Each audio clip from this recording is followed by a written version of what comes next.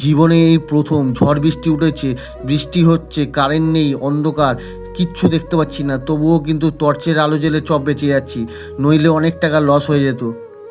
সকালবেলায় ঘুম থেকে উঠেই কিন্তু প্রথমে 1 কিলো কাঁচা লঙ্কা নিয়ে বসে পড়লাম, সেগুলো পোড়া ছাড়িয়ে নিলাম। তারপরে কিন্তু পান্তা ভাতের সাথে আলু ভাজা খেয়ে সকালের টিফিনটা সেরে নিলাম।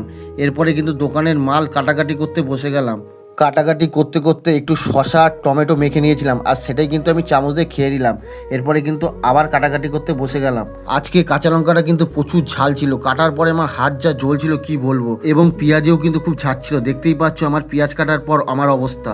বিকেলে এসে দোকান খুলতেই আমার মনটা খারাপ হয়ে গেল। আসলে আমার ক্যামেরাম্যান মানে আমার ভাই কোথায় যেন ঘুরতে চলে যাচ্ছে। এরপর আমার ভিডিওর ক্যামেরা কে করে দেবে বুঝে পাচ্ছিলাম না। দোকানে কেবল ভিড় লাগা শুরু হয়েছিল, কিন্তু হঠাৎ কারেন্ট চলে যায় এবং বৃষ্টি হয়, ঝড় হয়। দোকান আমার পুরো অন্ধকার, জেনারেটরের ব্যবস্থা নেই, তাই তো টর্চ লাইট জ্বেলেই আমি চপ বেচা শুরু করি। কি করব, নাহলে অনেক টাকার মাল লস হয়ে যাবে। এটাই হচ্ছে ফুটপাতে ব্যবসা করার আসল সত্য। ঝড় বৃষ্টি তুফান যতই আসুক না কেন, সেইগুলোর সাথে লড়াই করেই কিন্তু আমাদেরকে ফুটপাতে ব্যবসা করতে হয়, নইলে কিন্তু অনেক টাকার মাল লস হয়ে যায়। তবে কষ্ট আমার অন্যদিকে লাগে। আমি এত কষ্ট করে ভিডিও বানানোর পরেও তোমরা কিন্তু লাইক কমেন্ট শেয়ার কেউ করো না।